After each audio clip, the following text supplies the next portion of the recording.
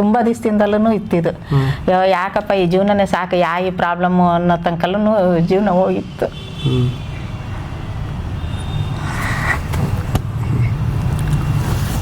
ನಮಸ್ಕಾರ ಆತ್ಮೀಯ ಆರೋಗ್ಯ ಆಕಾಂಕ್ಷಿಗಳೇ, ನಾನು ನಿಮ್ಮ ಹೆಮ್ಮೆಯ ಆಯುರ್ವೇದ ವೈದ್ಯ ಡಾಕ್ಟರ್ ನಾಗರಾಜ್ ಎಸ್ ಅಂಗಡಿ. ಇವತ್ತು ಮೇಡಮ್ ದಾವಣಗೆರೆ ಅಲ್ಲ? ದಾವಣಗೆರೆ ಮಂಗಳ ಶ್ರೀನಿವಾಸ್. ಹಾಂ, ದಾವಣಗೆರೆಯಿಂದ ದಂಪತಿಗಳು ನಮ್ಮ ಹತ್ರ ಬಹಳ ದಿವಸ ಡಾಕ್ಟ್ರ್ ಮೇಲೆ ಯಾಕಪ್ಪ ತೋರಿಸೋದು ಸರಿ ಆಗ್ತಿಲ್ಲ ಅನ್ನೋ ಒಂದು ಕಾರಣಕ್ಕೆ ಆಸ್ಪತ್ರೆಯನ್ನು ನೋಡ್ದೇ ಭಾಳ ದಿವಸದಿಂದ ಇದ್ರಂತೆ.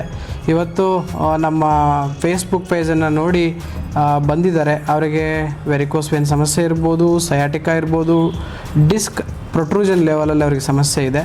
ಹೀಗೆ ಸಮಸ್ಯೆ ಇರುವಾಗ ಅವರಿಗೆ ನಡೆಯೋದಕ್ಕೆ ಏನೇನು ಕಷ್ಟ ಆಗುತ್ತೆ ಅಂತ ಅವ್ರ ಬಾಯಲ್ಲೇ ಕೇಳೋಣ. ಹೇಳಿ ಮೇಡಮ್, ಏನೇನು ಆಗ್ತಿತ್ತು ತೊಂದರೆ ನಿಮಗೆ? ಸರ್, ತುಂಬ ಕಾಲು ನೋವು, ಕುತ್ಕೊಳಕ್ಕೆ ಆಗ್ತಿದ್ದಿಲ್ಲ, ಎದ್ದಳಕ್ಕೆ ಆಗ್ತಿದ್ದಿಲ್ಲ, ಆಮೇಲೆ ಓಡಾಡೋದು ಆಗ್ತಿದ್ದಿಲ್ಲ. ಆದರೂ ಇವತ್ತು ಬಂದು ಇದೆಲ್ಲ ಸ್ವಲ್ಪ ಟ್ರೀಟ್ಮೆಂಟ್ ತಗೊಂಡ್ಮೇಲೆ ನಮಗೆ ಸ್ವಲ್ಪ ಆರಾಮ ಅನ್ನಿಸ್ತೈತೆ, ಫ್ರೀ ಅನ್ನಿಸ್ತೈತೆ ನನಗೆ. ತುಂಬ ದಿವಸದಿಂದಲೂ ಇತ್ತಿದ್ದು. ಯಾಕಪ್ಪ ಈ ಜೀವನನೇ ಸಾಕು, ಈ ಪ್ರಾಬ್ಲಮ್ಮು ಅನ್ನೋ ತನಕಲ್ಲೂ ಜೀವನ ಹೋಗಿತ್ತು.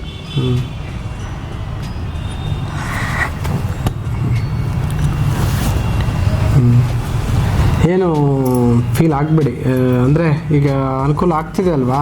ಹ್ಞೂ ಸರ್, ಆಗ್ತಾಯಿದೆ. ಈಗ ಸ್ವಲ್ಪ ಬಂದಮೇಲೆ ಎಷ್ಟೋ ಫ್ರೀ ಅನ್ನಿಸ್ತೈತಿ. ನೀವು ಇದನ್ನೆಲ್ಲ ಟ್ರೀಟ್ಮೆಂಟ್ ಕೊಟ್ಮೇಲೆ ಅಲ್ಲಿ ಒಳಗಡೆ ಇದು ಮಾಡಿಸಿದ್ಮೇಲೆ ತುಂಬ ಚೆನ್ನಾಗಿ ಅನ್ನಿಸ್ತೈತೆ ಸರ್. ಅಂತಂದು ತುಂಬ ಹೇಳ್ಕೊಳ್ತಾ ಇರಲಿಲ್ಲ ಸರ್, ಕಾಲು ನೋವು, ಕೈ ನೋವು ಅನ್ನೋದೊಂದು. ಸರ್, ಇದಕ್ಕೆ ಮುಂಚೆ ಬರೋದಕ್ಕಿಂತ ಮುಂಚೆ ತುಂಬ ನೋವು ಅನುಭವಿಸಿದಾಳೆ ಮನೆಯಲ್ಲಿ, ಬಟ್ ಹೇಳಿರಲಿಲ್ಲ ಅಷ್ಟಾಗಿ. ಇತ್ತೀಚೆಗೆ ಹೇಳ್ತಾ ಇರೋದ್ರಿಂದ ನಾವು ಸ್ವಲ್ಪ ಫೇಸ್ಬುಕ್ ಪೇಜ್ ನೋಡ್ತಾ ಅದ್ರ ಬಗ್ಗೆ ಸ್ವಲ್ಪ ನಮಗೂ ಗಮನ ಹರಿಸೋಕ್ಕೆ ಅನುಕೂಲ ಆಯಿತು. ಆಮೇಲೆ ನಮ್ಮ ಮಗನ ಹತ್ರ ಡಿಸ್ಕಸ್ ಮಾಡಿದೆ. ಅಪ್ಪಾಜಿ, ನಾನು ಸುಮಾರು ಜನಗಳ ಹತ್ರ ಕೇಳಿದ್ದೀನಿ, ಹೋಗಿ ಬರೋಣ ಅಂಥೇಳಿ ಅವರು ಇವತ್ತು ಸತಿ ನಾವು ಬಂದ್ವಿ ಸರ್.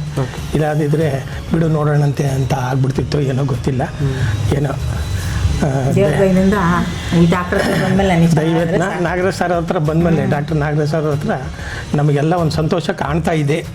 ಇದು ಪ್ರಾರಂಭದಿಂದ ಇನ್ನೂ ಆದಷ್ಟು ಬೇಗ ಇದು ಒಳ್ಳೇದು ಮಾಡಿಕೊಡ್ತಾರೆ ಅಂತ ನಾವು ಖಂಡಿತ ಫಾಲೋ ಅಪ್ ಮಾಡ್ತಾ ಇದ್ದೀವಿ. ಅದ್ರ ಬಗ್ಗೆ ತುಂಬ ನಂಬಿಕೆ ಇದೆ ನಮಗೆ. ಫುಲ್ ಟ್ರೀಟ್ಮೆಂಟ್ ತಗೊಳ್ತೀವಿ ನಾವು. ಎಸ್, ಆರೋಗ್ಯ ಅನ್ನೋಂಥದ್ದು ಬಹಳ ವಿಶೇಷ ಮತ್ತು ಅದು ಅತ್ಯಂತ ಕಠಿಣವಾಗಿರ್ತಕ್ಕಂಥ ವಜ್ರದಂತೆ ಕಠಿಣ, ಬಂಗಾರದಂತೆ ಮೃದುನೂ ಕೂಡ ಹೌದು. ಸರಿಯಾಗಿ ಬಳಸಿದರೆ ಬಂಗಾರದಂಥ ಮೃದು, ನೆಗ್ಲಿಜೆನ್ಸ್ ಮಾಡಿದ್ರೆ ವಜ್ರದಂತೆ ಕಠಿಣ. ಅಂದರೆ ಆರೋಗ್ಯ ಅಷ್ಟು ಕಾಪಾಡ್ಕೋಬೇಕು ಅಂತಂದರೆ ಕಂಟಿನ್ಯೂಸ್ ಆಗಿ ಅದಕ್ಕೆ ನಾವು ಭಾಳ ಡೆಡಿಕೇಟಾಗಿ ಕೆಲಸ ಮಾಡಬೇಕಾಗುತ್ತೆ. ಆಹಾರದಲ್ಲಿ, ವಿಹಾರದಲ್ಲಿ, ವಿಚಾರದಲ್ಲಿ. ಆಹಾರದಲ್ಲಿ ಶುದ್ಧವಾದ ಆಹಾರವನ್ನು, ಯಾವ ಆಹಾರ ತಿಂದರೆ ಒಳ್ಳೆಯದು, ಯಾವ ಆಹಾರ ತಿಂದರೆ ನಮ್ಮ ಆರೋಗ್ಯ ಹಾಳಾಗುತ್ತೆ ಅಂತ ತಿನ್ಬೇಕಾಗುತ್ತೆ.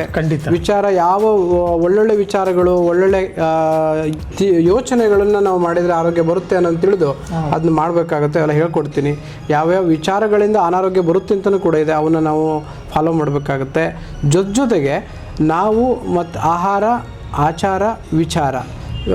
ಆಚಾರ ಶಾಸ್ತ್ರಕೃತವಾಗಿರ್ತಕ್ಕಂತಹ ವಿದ್ಯೆಗಳನ್ನು ಕಲಿತು ಪಾಲಿಸೋದ್ರಿಂದ ನಮಗೆ ಒಳ್ಳೆಯ ಆಚಾರ ಬರುತ್ತೆ. ಆ ಆಚಾರದಿಂದ ಆರೋಗ್ಯವೂ ಅದಕ್ಕೆ ಕನೆಕ್ಟ್ ಆಗಿರುತ್ತೆ.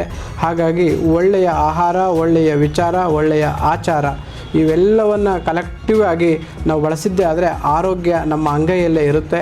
ಹಾಗಾಗಿ ದಿನನಿತ್ಯ ಬೆಳಗಿನ ಜಾವ ಶುಭ ಮುಹೂರ್ತ ಅಂದರೆ ಬ್ರಾಹ್ಮಿ ಮುಹೂರ್ತದಲ್ಲಿ ಎದ್ದು ಚೆಂದಾಗಿ ಪ್ರಾತರ್ವಿಧಿಗಳನ್ನು ಮುಗಿಸಿ ಧ್ಯಾನ, ಪ್ರಾಣಾಯಾಮ, ಯೋಗ, ವ್ಯಾಯಾಮ, ಸೂರ್ಯ ನಮಸ್ಕಾರಾದಿಗಳನ್ನು ಮಾಡಿ, ಸೂರ್ಯ ಹೇಳ್ತಾರೆ ಬೆಳಗ್ಗೆ ಉಷಾಂಬುಪಾನ ಅಂತ, ಬೆಳಗ್ಗೆ ಎದ್ದು ಯಾರು 1 ಲೀಟ್ರು 1.5 ಲೀಟ್ರು ನೀರು ಕುಡಿಬೇಡಿ, ಅದರಿಂದ ಅಜೀರ್ಣ, ಒಬೆಸಿಟಿ ಎಲ್ಲ ಥರದ ಕಾಯಿಲೆಗೆ ಅದು ಆಹ್ವಾನ ಕೊಡುತ್ತೆ.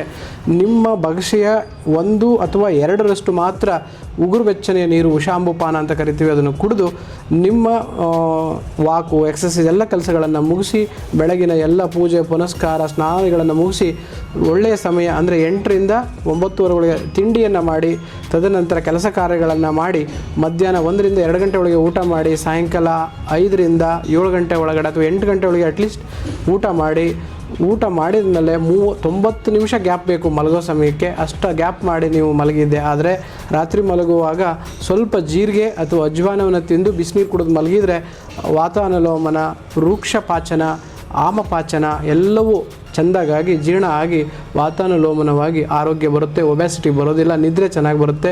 ಇವೆಲ್ಲವೂ ಆರೋಗ್ಯದ ಸಂಕೇತ. ಗೃದ್ರಸಿಗೆ ಸಂಬಂಧಿಸಿದಂತೆ ಯೋಗ ಎಕ್ಸಸೈಸ್ ಹೇಳ್ಕೊಡ್ತೀನಿ, ನಿಮ್ಮ ವೆರಿಕೋಸ್ ವೇನಿಗೆ ಸಂಬಂಧಿಸಿದಂಗೆ ಎಲ್ಲ ಹೇಳ್ಕೊಡ್ತೀನಿ. ಅವನ್ನೆಲ್ಲ ಮಾಡಿ ಆರೋಗ್ಯ ನಿಮ್ಮಲ್ಲಿ ಖಂಡಿತ ಬರುತ್ತೆ.